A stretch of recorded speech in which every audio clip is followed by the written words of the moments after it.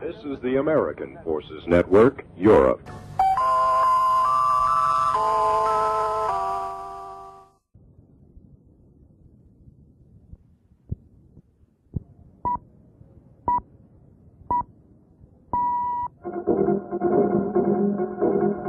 The World at 1800.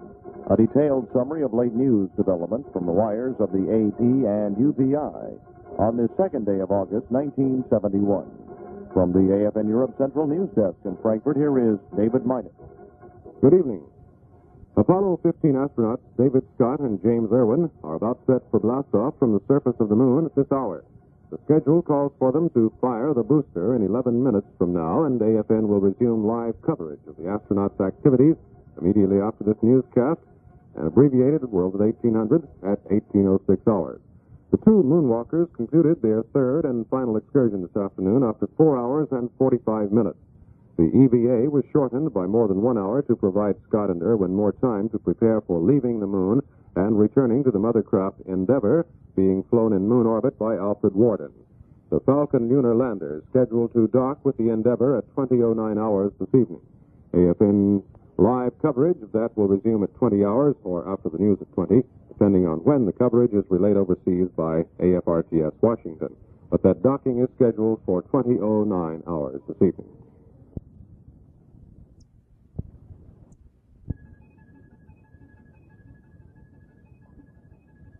And now, ladies and gentlemen, AFN resumes its live coverage of the Apollo 15 mission. The Apollo 15 is scheduled to blast off from the moon at 18:11 hours. That will be only 6 minutes from now. Apollo 15's two explorers increased their scientific booty on a final excursion across a lunar mountain valley today in their third moon walk. David R. Scott and James B. Irwin ranged far and wide in a washboard-like terrain on the last of their three outings. They collected today a variety of samples to add to the record 156 pounds, which they gathered Saturday and Sunday. Today's trip on the lunar surface was cut short more than 1 hour to give the astronauts enough time to prepare for their 1811 Central European Time launch from the moon. They are scheduled to rendezvous with a third member of the space team, that being Alfred Worden, who has been orbiting the moon in the spacecraft Endeavour, late today in lunar orbit. That would occur, according to the schedule we have here at AFN, at 20:09 hours this evening, and AFN will resume its live coverage at 20 hours or following the 20-hour newscast, depending on when we receive that coverage relayed overseas by AFRTS in Washington. We're standing by now to join NBC News, which is being relayed overseas by AFRTS in Washington, for coverage of the blastoff from the moon. This coverage is expected to last about 30 minutes, and you should be able to turn on your German television sets and pick up the pictures for the first time as the television camera on the moon photographs the liftoff of the Falcon lunar landing capsule. And now to Peter Hackess of NBC News at the Houston Spacecraft Center in Houston. Now, two gentlemen who spent the last 3 days on the moon will finally be taking off from that inhospitable atmosphere. They will be linking up with the command module, which has been orbiting the moon for the last 3 days, and then within the next 2 days, they'll be on their way home. Astronauts Scott and Irwin getting ready to say a final goodbye to the moon. They'll be firing the ascent stage rocket on the lunar module Falcon. That firing will lift the upper portion of the LEM free of its lower portion and rocket the astronauts out into orbit, where they'll rejoin the command module and, incidentally, astronaut Al Worden, who's been orbiting the moon by himself for the last 3 days, while Scott and Irwin were exploring the lunar surface. Jay? Peter, I know you are, as I am. Both of us have been covering these space flights now for some 13 years, and for the first time we're going to have an opportunity to see the lunar module lift off from the moon. It should be different. It is a vacuum, as you pointed out, and the liftoff should be different. However, they do have problems here with the gears, or I should say with the gears on board the system on board the lunar rover with the television camera. And the man here in the Mission Control Center will not try to track this liftoff, but we should be able to see it lift off from the moon, and that should really be something. And the astronauts will spend another 2 days in lunar orbit before returning home carrying trying out their onboard scientific equipment, experiments on board the Apollo 15 command ship. So that $8 million rover is going to give us one more little help during this moon flight. Hopefully something that Mission Control has never seen before, no one has, and that is the liftoff from the moon. At the moment, the rover is parked about 300 feet away from the lunar module. Its television camera is on. It is sending back to Mission Control a picture of the LEM in the broad daylight of the lunar surface. And hopefully, if all goes well, as Jay has explained, Houston and the world will see the first liftoff from the moon. The two astronauts who are on the moon, by the way, drove that buggy on 3 expeditions, as you know. They totaled a distance of about 17 miles. They collected more than 230 pounds of samples, which hopefully may hold the secrets of the creation of the solar system. On their third and final excursion today, Scott and Irwin drove to the edge of that deep canyon called the Hadley Rill. Now there's increased discussion between Houston Control and the lunar module, with liftoff now just a little over a minute away. So let's listen to them. Okay, right, steering is here. Okay. Peter, we're a minute and 22 seconds away from liftoff, and they have been given an official go for a direct ascent rendezvous. What this means is that they will try to catch the command ship in one orbit. It should take them less than 2 hours, with the docking coming just about 2 hours from time of liftoff. We are now a minute and 4 seconds from ignition, with go for a direct ascent rendezvous. 1 minute. 1 minute.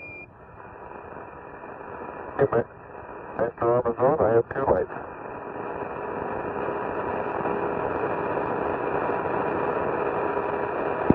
45 seconds.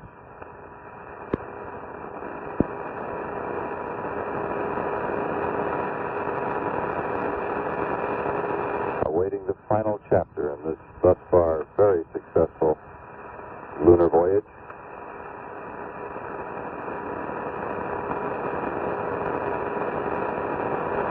Everything is on.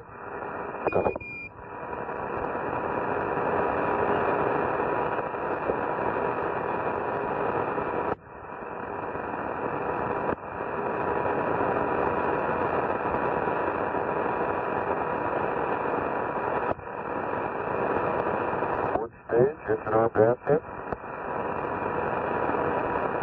99 Pro.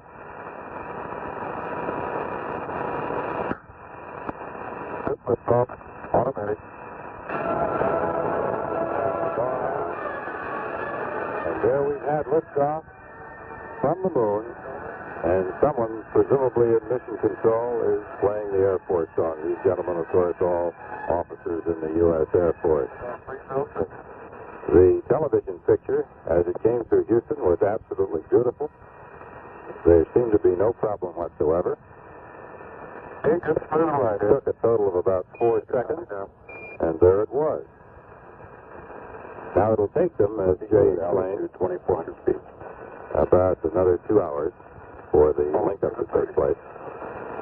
But they are off the moon. They're off the moon safely, and apparently all is well.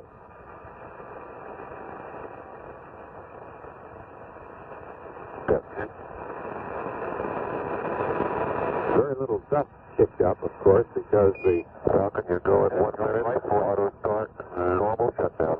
The bell of the AFN rocket does not impinge upon the surface of the moon. Both guidance systems are good, too.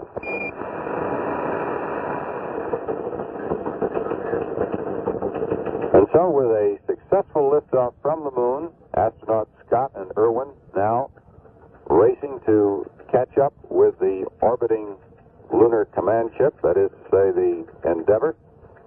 NBC's coverage of the flight of Apollo 15 will continue after this message. Looking ahead to Apollo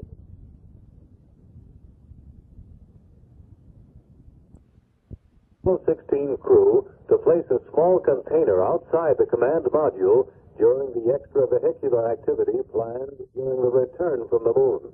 The container will house a selection of microbial systems and will be retrieved by the crew after 10 minutes of exposure. The purpose of the experiment is to measure the effects of certain space environmental parameters. The micro system. Changes in the partial pressure of oxygen may alter the growth rate and mutation rate of microorganisms. Objectives of the experiment are to evaluate the effects of these factors and of genetic and responsive alterations stimulated by ultraviolet radiation. This is Al LePage at the AFRTS of Washington. Peter Hackess once again, NBC News at the Apollo Space Center, along with Jay Barbree at the Manned Spacecraft Center in Houston. Astronauts Scott and Irwin have successfully lifted off from the moon. They are now racing to catch up with the Command and Service Module Endeavour, which is in orbit around the moon. The total catch-up time, about 2 hours. Everything seems to be going well. And as you may have heard, we had some music, the Air Force song, and we were told a moment ago by Houston that that music came from the LEM. That's a cool bunch. Jay? Peter, we should point out, I think at this time, that the rocket flight into lunar orbit is still taking place. It takes 7 minutes and 15 seconds of burn time. The rocket is still burning. They lifted off the moon exactly 3 minutes and 33 seconds ago. So they have a little less than 30,000 feet. A little less than 4 minutes to go at this time. 29 feet per second. And everything is still right on schedule. So they are still under rocket power. They are still going into lunar orbit and will be doing so now for about another, well, exactly 3 minutes and 20 seconds at this time. Everything right on schedule. Lunar Module Falcon on its way in, and that Air Force song, as you pointed out, Peter, came from the lunar module. They triggered it. It was a cartridge tape on board. They triggered it just as they lifted off. Astronaut Scott is a graduate of West Point, an Air Force officer, a colonel in the Air Force, and so is astronaut Alfred Warden, a graduate of West Point. And oddly enough, James Irwin graduated from the Naval Academy, but he went into the Air Force shortly after graduation. So they're all Academy graduates, but a full Air Force crew. Still on schedule, 4 minutes, 37 seconds. 42,000 feet, just reported by Jack Raleigh from Mission Control. I believe that's Terry White, correction. They're going to have to increase their speed, Jay, to a little over 4,100 miles an hour in this catch-up maneuver. The next phase of it, when they reach that speed, of course, the all-important thing, as you pointed out, is the achieving of lunar orbit. That's the key element in this whole operation. You know, Peter, I don't know about you, but watching that liftoff from the moon in that vacuum, the startling thing to me was there seemed to be total absence of any flame from this ascent rocket. It was just as if the spacecraft lifted off by magic. You saw a few pieces of the covering, the gold aluminum covering, I call it aluminum foil. It's a tin foil of such. Which is good. On showing a slight radial error, but it's a little bit lower than nominal. But everything's still. When we heard him refer to pings, that's primary guidance system. It means the guidance system has them on course. Everything's still moving along as it should at 5 minutes and 50 seconds since liftoff. We've got to go to 7 minutes and 15 seconds, and then they should have a cutoff. It should be in lunar orbit at that time. That's when we should get confirmation. So, as I was saying, we saw just a little of the pieces from the covering of the lunar module fly away, and then it was out of the picture. And only took about 2 or 3 seconds. Right, and I was very disappointed they could not track with that camera. Very disappointed. Well, maybe next time. Right, Peter. There's always something to look forward to. Yes, that LEM, incidentally, the upper stage of the LEM when it lifted off, was just under 18 tons in weight. So the rocket had a little boosting to do, although actually it was only 1/6 of that, of the force that would be necessary if it were lifting off from the Earth. Falcon Houston, trim eggs. 30 seconds, Peter, to cut off. Understand. Trim the egg. Just connection. That's the key. And Falcon Houston, trim in plane only. This is trimming for their orbital plane. Roger, in plane only on the egg. Good to go. Arm is off. Okay, we'll shut down on the pings. Shut down on the pings is the primary guidance system, which means that things are going well. Okay, auto shut down. The auto shutdown, right on time. 7 minutes and 15 seconds. They should be in lunar orbit, Peter. Let's get confirmation momentarily here. 502.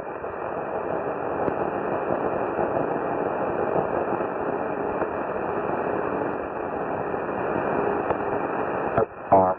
Ag, master launch. Copy.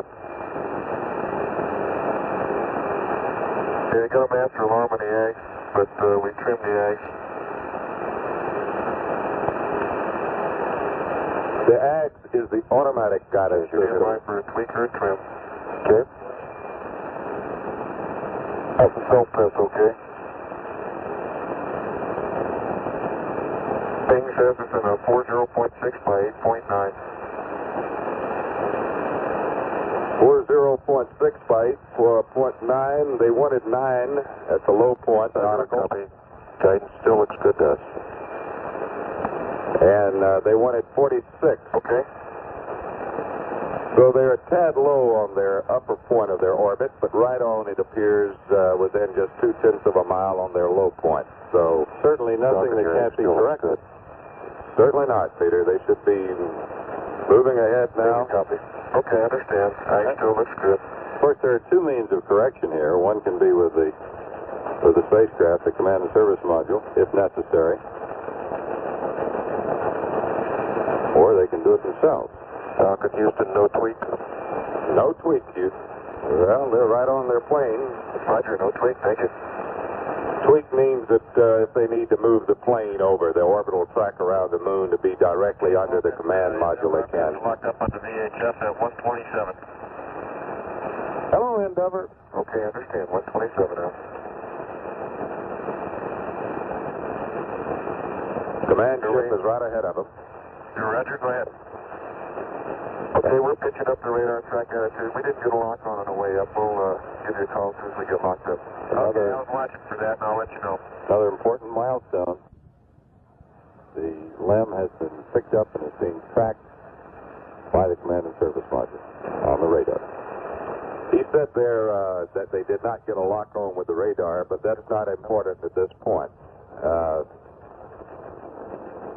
They only need that lock on when they get to what they call the terminal phase initiate, and they go into this. We're watching the roll angle.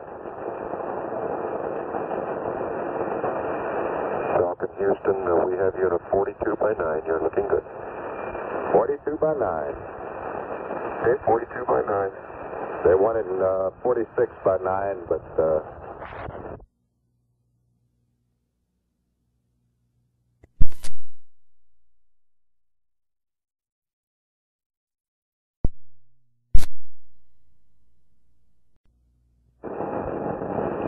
We're locking up now. Okay. Got good signal strength on it.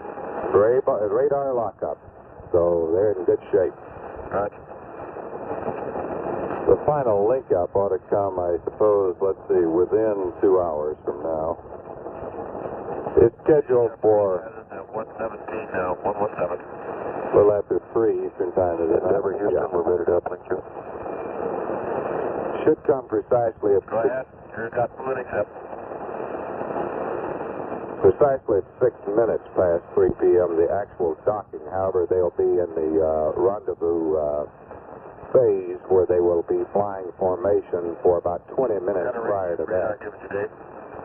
And so, with everything going smoothly, the two astronauts having lifted off safely and accurately from the moon and now racing to catch up with the orbiting command and service module, NBC's coverage of the flight of Apollo 15 will continue following this message.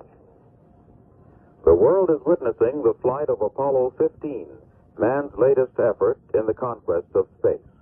In retrospect, Project Mercury, the first United States manned flight program, had been initiated October 7, 1958. This venture to launch a man into Earth orbit and return him safely was undertaken to carry out objectives set forth in the National Aeronautics and Space Administration Act of 1958. Three of these objectives are to contribute to the expansion of human knowledge of phenomena in the atmosphere and space, the development and operation of vehicles capable of carrying instruments, equipment, supplies, and living organisms through space, and the preservation of the role of the United States as a leader in the field of space exploration. This is Air Force Senior Master Sergeant Bob Strickland at the AFRTS Apollo Desk in Washington.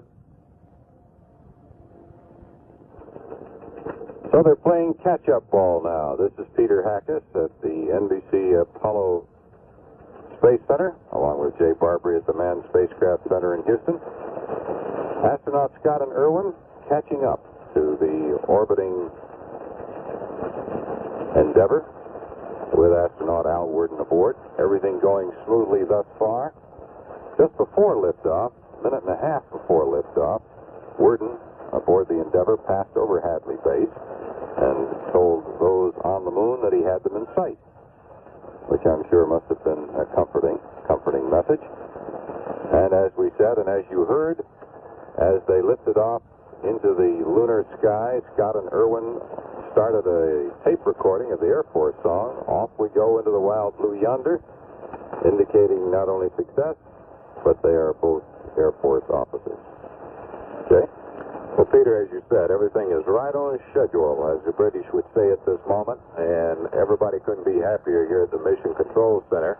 And unlike our previous lunar orbit Apollo landing missions, they have 2 more days to go in moon orbit, carrying out scientific experiments with this STEM laboratory that they have.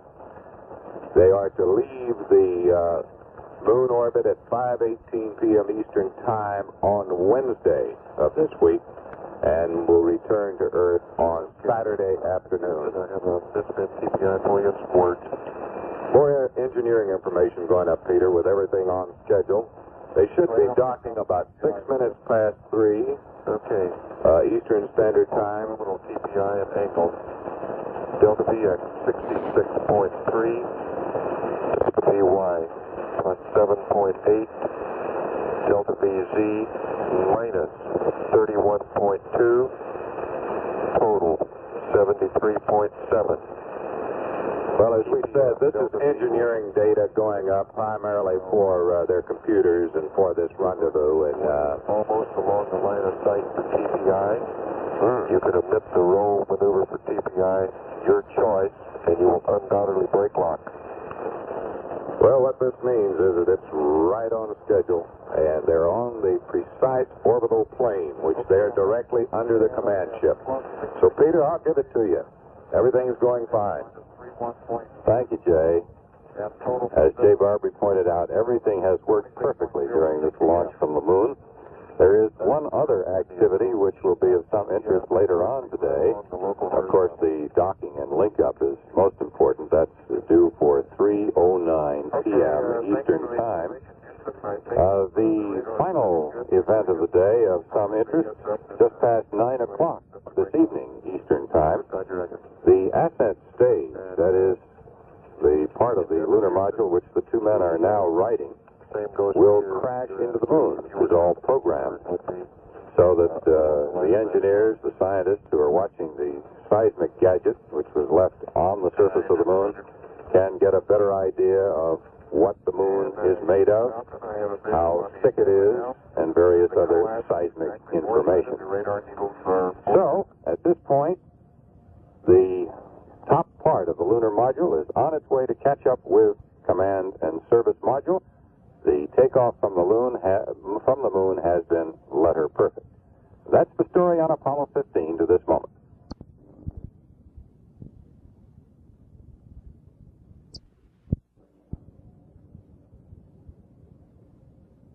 At the sound of the last tone, it will be 22 hours, Central European Time.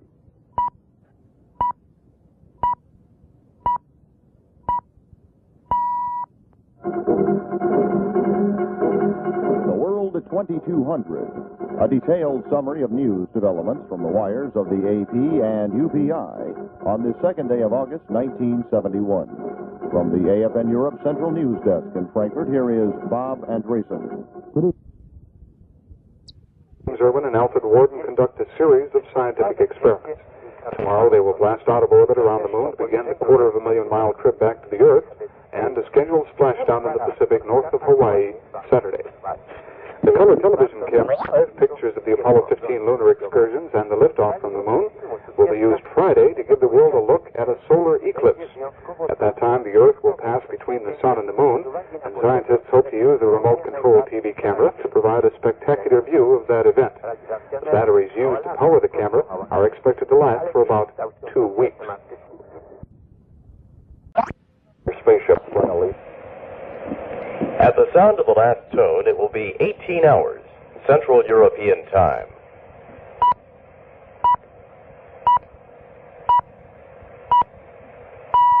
The World at 1800, a detailed summary of late news developments from the wires of the AP and UPI on this 4th day of August, 1971. From the AFN Europe Central News Desk in Frankfurt, here is David Minot. Good evening. The Apollo 15 astronauts prepare to head for home. American dollar hits new lows on foreign money markets. Continued action in the Indochina War around the DMZ, and some Senate Republicans urge President Nixon to take steps against wage and price hikes. These are top stories in the world at 1800. Now details. America's latest space pioneers aboard the Apollo 15 are scheduled to make a minor correction in their lunar orbit before beginning the journey back to Earth later tonight. At about 20 hours Central European Time, the astronauts will fire Apollo's main engine for a little more than 3 seconds to raise their orbit. About 2 hours and 15 minutes later, astronauts David Scott, James Irwin, and Al Worden again will fire the main engine, this time for 2 minutes and 18 seconds to blast out of moon orbit. AFN's coverage of the breakout of lunar orbit is scheduled to begin at 22:15 hours Central European Time. NBC News at the Manned Spacecraft Center reports that moonwalker David Scott today made an appeal to ground control to send qualified geologists and scientists to the lunar surface for expert evaluations of the composition and origin of the moon. This afternoon, Apollo 15 crewmen ignite their main engine and fire out of lunar orbit, starting their 3-day journey back to Earth. That's scheduled for about 5:20 Eastern Time.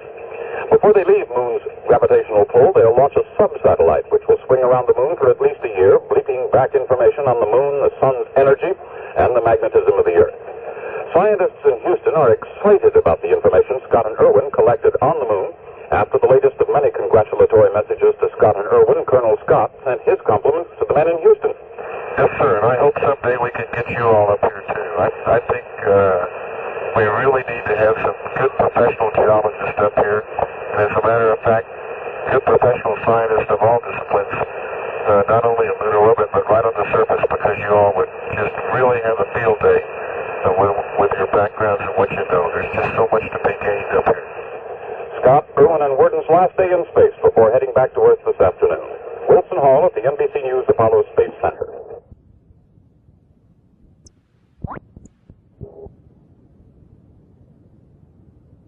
At the sound of the last tone, it will be 22 hours, Central European Time.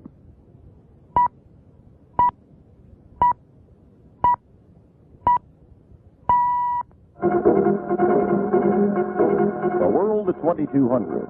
A detailed summary of news developments from the wires of the AP and UPI on this 4th day of August, 1971. From the AFN Europe Central News Desk in Frankfurt, here is Paul Macco. Good evening. At the top of the news, the Apollo 15 astronauts ready to return to Earth. The House votes approval of the 2-year draft extension bill. President Nixon talks about the economy and the trip to Peking. And the Western Allies drop a news blackout on the Berlin negotiations. These are top stories in the World at 2200. Now details. The 3 Apollo 15 astronauts are scheduled to fire their main engine in about half an hour and blast out of moon orbit on their way back to Earth. As their last main chore while in lunar orbit, David Scott, James Irwin, and Alfred Worden released a small satellite which will circle the moon for about a year, sending back data about lunar radiation, gravity, and magnetic fields. As they near the end of their record-setting mission, the three astronauts have indicated their reluctance to end their photographing and mapping of the moon's surface. David Scott said he could spend weeks looking at the sights on the lunar surface. The start of the Apollo 15 journey back to Earth is scheduled to begin within a half hour. AFN's live coverage of the Transearth Injection will begin at 22:15 Central European Time. This is a live special report from ABC Radio News. This is George Engle with Merrill Mueller at the Apollo News Center with a progress report on Apollo 15's departure from the moon.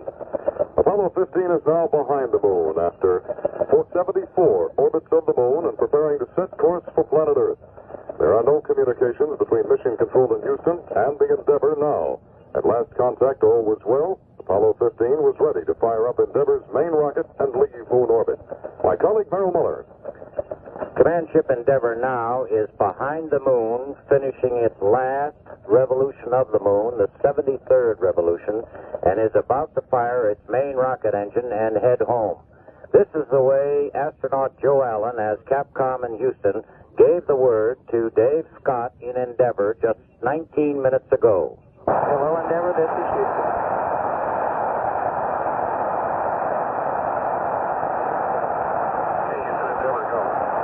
Roger, Dave, Alan, Jim. Be advised, you are go for Transearth Injection. Set your sails for home. We're predicting good weather, a strong tailwind, and we'll be waiting on the dock. Over. Okay, thank you very much, Houston. We'll see you in the corner.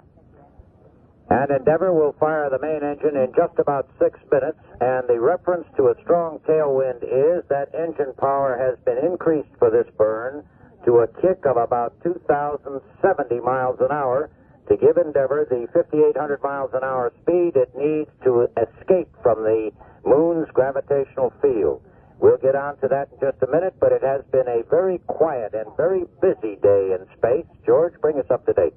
Well, for Dave Scott, Jim Irwin, and Al Warden, the day began with music from the classics and the movie screen. Capsule communicator Carl Heneyes played Chanticleer to the Endeavour crew about 12 hours ago. Apollo 15, this is Houston. Good morning.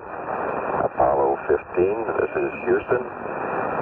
With a message from Richard Strauss, Arthur C. Clarke, and Stanley Kubrick.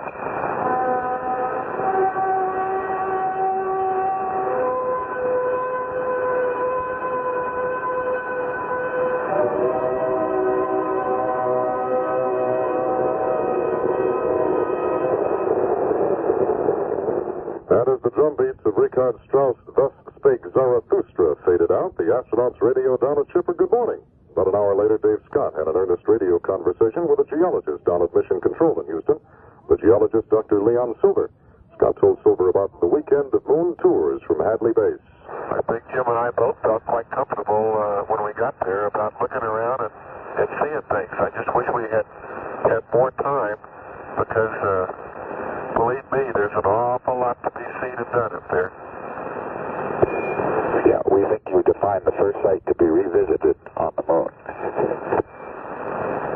Well, as we go around in lunar orbit here, I can look down and I can just spend weeks and weeks looking, and I can pick out any number of superb sites down there, which would take you several weeks to analyze on the surface. There's just so much here to coin a phrase, it's mind-boggling. Dave Scott said his thank yous to the scientists back on Earth. So many of them, it's just hard to remember it all, but we sure appreciate all you all did for us and getting us ready for this thing. And I'll tell you, I think Jim and I both felt quite comfortable when we got there about looking around and seeing things. I just wish we had more time because, believe me, there's an awful lot to be seen and done up there. And that was about 11 hours ago, all those conversations with Mission Control and the thank yous and everything else, Red? Some of these times have been changed in the past hour or so. In the past 2 revolutions, in fact, around the moon, ground control has been changing a number of times for the main engine burn, which is now due in about 3 minutes. And it will be done behind the moon, and there will be another 15 minutes of silence before we know exactly how accurate that burn was to bring Command Ship Endeavour home from the moon. George, you have some more information there. Yeah, I do. A little replay, if you will, Red, of some of the things that have happened today. Another one of those annoying problems cropped up about 3 hours ago. That was a leak in the drinking water supply. Dave Scott informed Mission Control in Houston. Capsule communicator Joe Allen answered the call. We're just getting the hoses set up here for the burn and noticed that there's a little bit of water coming out of the blue hose in the suit loop. Thought you might be interested. Okay, Dave, we copy that. Thank you. Roger. Not much. It's just put your hand around the nozzle there while you can get some water on it. Okay, we copy that. We think it's probably normal, but we'll look into it real closely. Sounds to me like the Endeavour has a few plumbers aboard as well as experts and other things. Well, by the time this is over, I guess we will be plumbers. We'll all be plumbers, Davey. That plumbing problem was repaired and the crew went on to other things, Red? We're just about a little over 1 minute from the burn time for the main engine on Command Ship Endeavour behind the moon. And we'll keep you posted on that just as fast as we can. Well, there was this afternoon as well a brief rocket burst with the small thrusters to correct Endeavour's moon orbit, and Dave Scott's progress report went like this. Burn was on time. It was a 3-second burn. And where did that rocket burn put them? Again, Dave Scott. And it has us in an orbit 76.0 by 54.3. Sounds just right. That maneuver was needed to correct Endeavour's moon orbit and to set things up for the deployment of that breadbox-sized sub-satellite. Very smooth burn. Okay, Dave, great. And you just gained about 240 more days for our sub-satellite, something like that? A little over an hour ago, that sub-satellite was launched. Apollo 15 Commander Dave Scott watched it drifting away at about 4 miles an hour. A very pretty satellite out there. We get about 2 flashes per rev off of each boom. And it seems to be rotating quite well. Very stable. That small satellite is designed to carry 3 experiments into an orbit around the equator of the moon for more than a year and a half, about a year and 3/4. 280 days added to its life expectancy. They've had little trouble with orbits so far, decaying orbits. We're 45 seconds to the engine burn. 45 seconds to the engine burn behind the moon to bring Command Ship Endeavour home from the most ambitious space exploration ever undertaken and ever accomplished to date. And incidentally, in addition to all the work that the astronauts have done today that George Engle outlined, their course today took them over Tranquility Base, the landing site of Engle, which is now dormant on the moon, and it took them over Lunar, the Russian robot on the moon, and they tried to photograph both with the huge mapping camera. That was 2 other missions given today, and they will complete all their photographic missions on this final half revolution around the moon this afternoon. As they come around the face of it, they'll use up their film. And here we go, Mark. That is the time for the engine burn. It is a short burn behind the moon, but it's designed to pick up over 2,000 miles an hour speed. The burn time was 2 minutes and 21 seconds of the main engine. And we will not know for about 15 minutes just how accurate the burn is.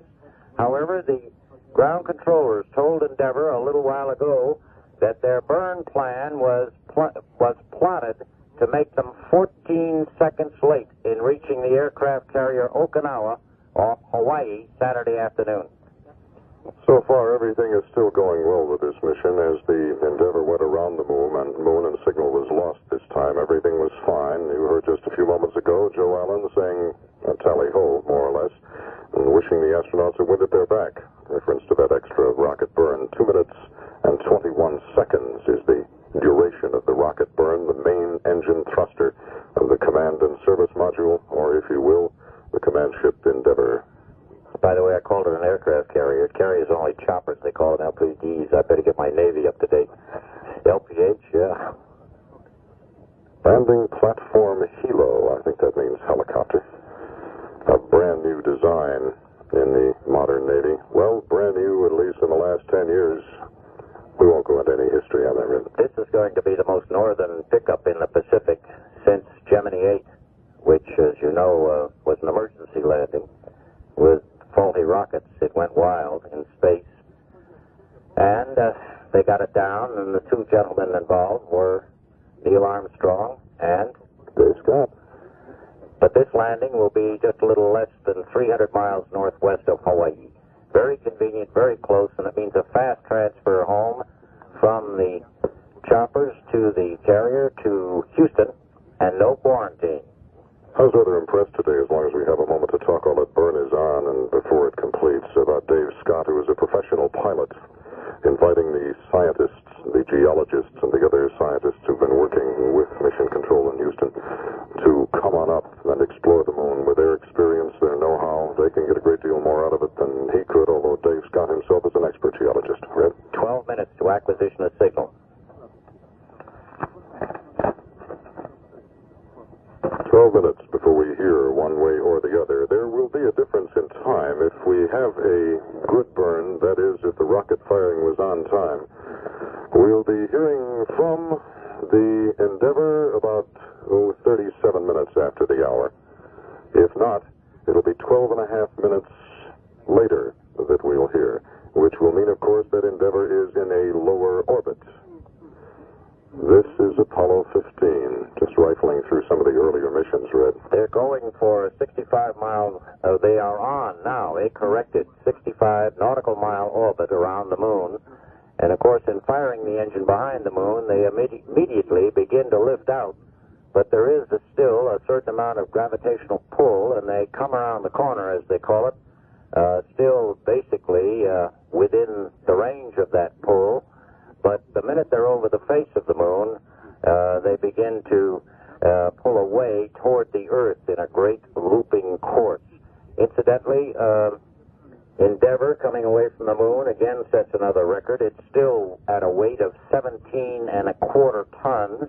And as we said when all this started, this flight broke all the records in the book except the Russian Space Endurance record. And tomorrow, coming up, is another exciting event. Yeah, that will be Al Worden's spacewalk, the first deep spacewalk, about 200,000 miles from the planet Earth. Alfred Worden will clamber out of the hatch of the command ship Endeavor, clamber down the side on specially constructed hand holds, open up the sim bay, that's the scientific instrument module bay, a special section, a previously hollow section used for scientific experimentation in this mission, and retrieve 2 containers of film, one at a time. And he'll walk back up, hand over hand, more or less, to the doorway and hand them into Jim Irwin, and then that will be completed. They're looking forward to investigating his physical condition after the period of weightlessness in lunar orbit. He was several hours, 67 hours, alone up there, while Scott and Irwin were on the surface of the moon. And they have noticed that a man who is active and working on the moon seems to be in better physical condition than a man who remains in a weightless state in an orbit. They noticed that with the last mission, and they want to see if they find that again this time. And by the way, all 3 of them got in a good long exercise period this morning. As per the orders, they've been ordered to exercise at least an hour a day when they're in Endeavor like this for long trips to the moon and back from the moon.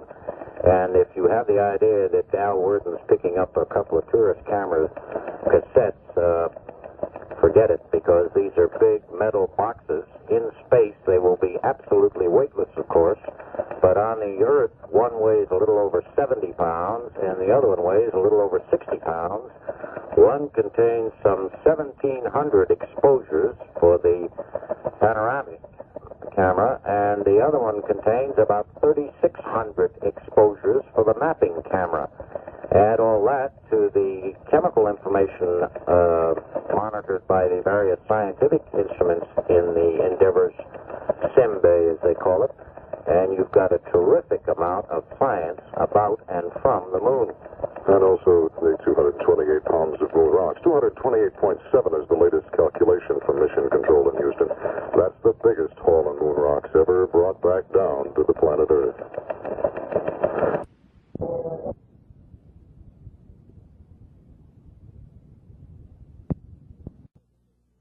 This is George Engle with Merrill Mueller at the Apollo News Center. Waiting now, about 7 minutes from now, we should be hearing from Apollo 15. will have, by now, attempted to fire the rocket of the command ship Endeavor that will bring them out of moon orbit and set their course back down for a Saturday splashdown in the Pacific. The return to Earth should have begun a few moments ago, but it will be a while before we hear.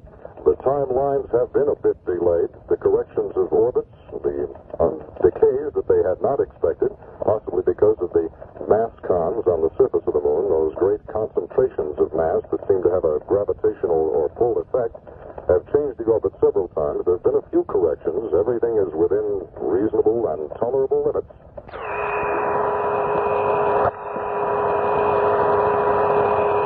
Well, I think the magnitude of the scientific data we return will speak for the taxpayers' money. The small amount of time they had for television, I think, is rather insignificant relative to the amount of return we've gathered in the sim bay and in the lunar samples we have aboard right now. I think these data will not only enhance the progress of science, but it'll reach the common man in the street directly by the byproducts of what we learned. I think man must extend himself. The new frontiers must be open in order for us to propagate mankind, and I think this is one way in which we do it. I feel that the taxpayers got probably, as a matter of fact, I hope they got more than their money's worth out of the flight, and if you could see the size of the film magazines that Al brought in yesterday from those cameras, why, you'd see that we have indeed at least a great deal of data on film alone. Well, I really guess that there's not much more to add to what Dave said. He expressed my sentiments exactly, in that the knowledge that hopefully reports about what's underneath the surface of the moon and not visible to the unnaked eye, that is assisted with telescope or mapping cameras. Those seismometers measuring the impact of the S-4B third rocket stage that provided the initial boost to take the astronauts to the moon, and the impact of the Moonlander Falcon's ascent stage when it piled in near Hadley Rill, both give them a chance to look underneath. Just by the mere bounce effect, they see what that great mass striking the surface does in creating an echo underneath the surface through the rock strata or whatever is under there. And then there's the... go ahead, Ed. We're just about 5 minutes from acquisition of signal. Go ahead. And, of course, there are the deep cores they've taken this time. They drilled down as much as 10 feet underneath the surface of the moon using a hollow core drill. And in that drill, they brought back possibly some stratified rock that will indicate to the scientists back on Earth a little bit more than they've ever known before about just exactly how the moon came to be. As Joe Allen, the capsule communicator, described it, these are the leaves of the history pages of the moon. This is something that will allow them to figure out exactly what caused all that up there, how it came to be, although those answers we may never really know. Right? If anyone's wondering why we're not listening to air to ground from the moon to Houston, we are. It's been this quiet all day, and there's been very little chatter on this line between the spaceship and the ground controllers. And we have another mark right there, which I read as 3345, but George, check me, because my clocks are not in sync. Are yours in sync over there? My clocks don't work too well either at this stage. Well, my clock is right. Well, now there we got 34. Should be 3 minutes away. Right. 3 minutes away. 3 minutes from acquisition of signal, and that means that Endeavor will be back from behind the moon. Now, if the course correction was made, and if Endeavor achieved the necessary velocity to escape the orbit of the moon, then it will come up with a signal to Mission Control in Houston in about 2.5 minutes. Otherwise, it'll be about 12.5 minutes later, meaning that it will be in a lower position, and it'll come up, as Red says, climbing away. Incidentally, this is Terry White that we can expect to hear the first word from, isn't it? That we're 1 minute away from acquisition of signal or something. Should be, Terry.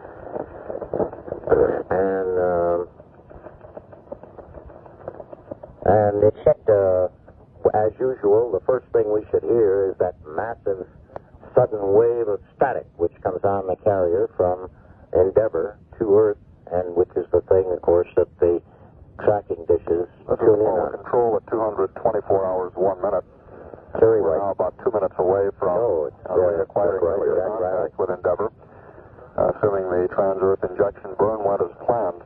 That 2 minute and 21 second burn with the service propulsion system engine was targeted to increase the spacecraft's velocity by 3,046.8 feet per second and would give us a splashdown in the Pacific Ocean about 285 miles north of Hawaii at 295 hours, 11 minutes, 35 seconds.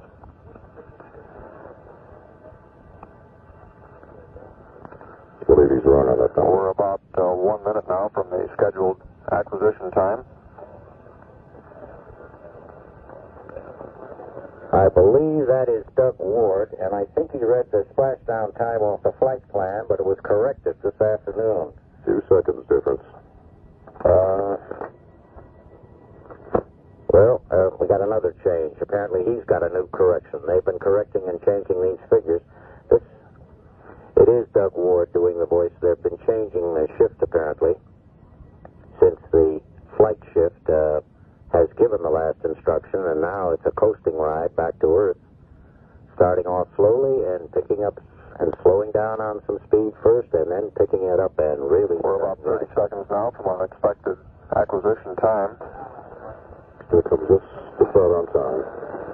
And the spacecraft velocity at this point should be about 7,500 feet per second. We do expect that the communications will be noisy. When we do regain radio contact, the spacecraft will be using the small Omni antennas, and it'll be about 30 minutes before we have the high gain antenna up, which will give us the stronger signal strength, and we do have acquisition of signals. They have it right on time, which means the burn's on time. All we need to do, there it is. All we need to do now is find out just how accurate the burn time was, but since the signal came in by the clock, it looks like it's right on the nose. This should put them back home at about 4:45 Eastern Daylight Time, Saturday afternoon. That static that you heard is as good as any voice transmission. Whatever Dave Scott, Jim Irwin, and Al Warden have to say right now about their burn will be more or less redundant. That rocket did fire. It did fire for the necessary time, and it did fire to give them the necessary velocity. Otherwise, they simply wouldn't have the ship in the position it's in right now. They'll have to lock on the antenna so that they can get some sort of a voice from inside. If I figure out the flight plan correctly with that change, change in time that Doug Ward just gave us, it looks like they're going to arrive home about... 15, Houston, over. Here's first call. Hello, Houston. Endeavor's on the way home with a burn status report for you. Roger, sounds good. Standing by. On the way home. Roger. Ignition was on time. Burn time was 2.21. No trim. Residuals were minus 0.2, plus 0.6, and plus 0.2. Absolutely perfect. Was minus Exactly what they wanted out of the engine. Fuel 2.35. Oxidizer 2.2. Imbalance was about minus 25. And what a smooth burn that one was. Roger, sounds very good to us, Dave. Dave Scott sending an awful lot of praises in the course of this mission. Just can't beat these rocket engines for traveling. That burn was so accurate that if they're able to hold to the time Doug Ward gave us for the new splashdown time in Hawaii, they'll be 10 seconds late. 10 seconds. I don't know if we can tolerate that kind of timing, Red. So they're on the way home. They got the right burn out of the right rocket at the right time, and they're setting their course. The course is set. Splashdown about 4:45 in the afternoon, Eastern Daylight Time on Saturday.